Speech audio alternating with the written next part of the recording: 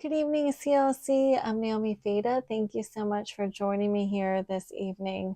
So, I know about 2 months ago, I did a little devotional on Hebrews 12 and fixing our gaze on Jesus. And, there's another passage in Isaiah 26 that was reminded me of that this week, in part because just feeling a little anxious here about some stuff that I need to get done and scheduling the new school year and things like that. And sometimes we think, oh, it's the big things in life that we need to trust God with. But I know for me personally, sometimes I struggle to trust Him with the smaller things in life.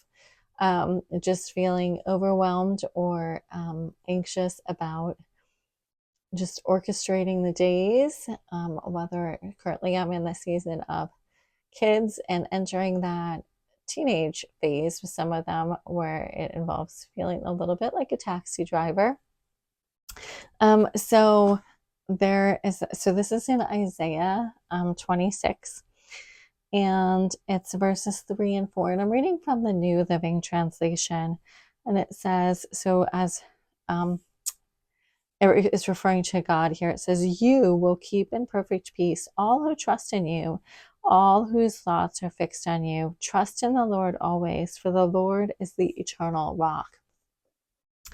And I was sitting sewing, working on some wedding gowns that need to be finished yesterday, and just thinking on this verse. And, as the deadlines approach, then I start to feel overwhelmed. And as I put this verse into context, just that, bring it back to saying, God, you've been so faithful in the past. I'm going to trust you to be faithful now. You have been faithful to help me get my work done in the past. You're going to be faithful to help me now. And it's in every little detail that He wants to work. He wants to be a part of it.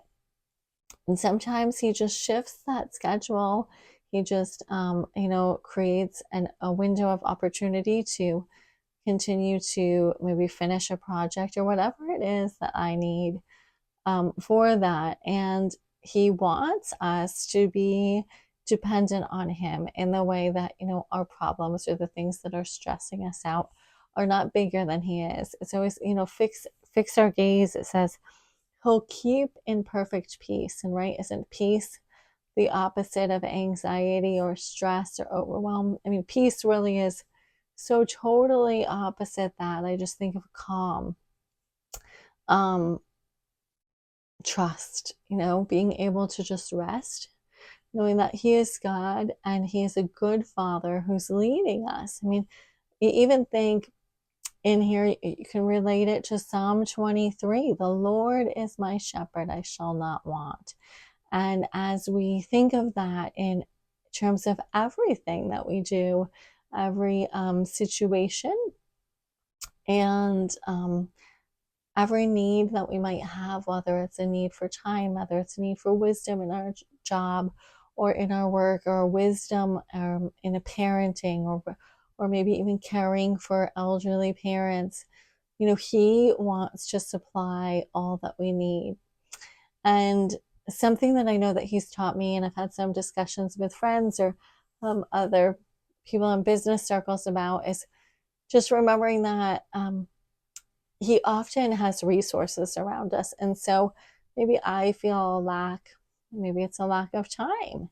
And what resources do I have that could fill that? Maybe it's, having a grandparent, asking them to help out with the kids, or maybe it is rather than taking on a job, to sending it to someone who, that's their area of expertise. Maybe it's something as simple as meal planning, or thinking ahead, or learning how to schedule.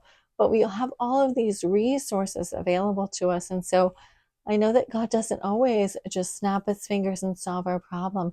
Sometimes He just gives us the wisdom to look around and recognize resources that He's given us and how to use them effectively.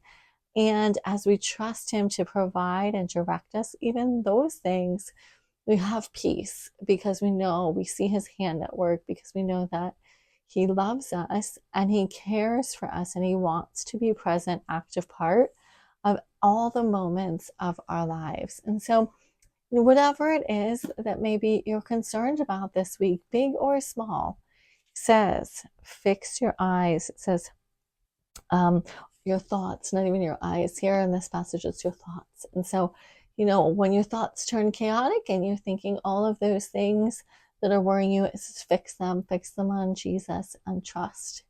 And he will keep you in perfect peace. So God bless you. I look forward to seeing you in church on Sunday. Be sure to check us out in person at 20 West Main Street in Catskill, meeting at 10:30 on Sunday mornings. We'd love to see you there.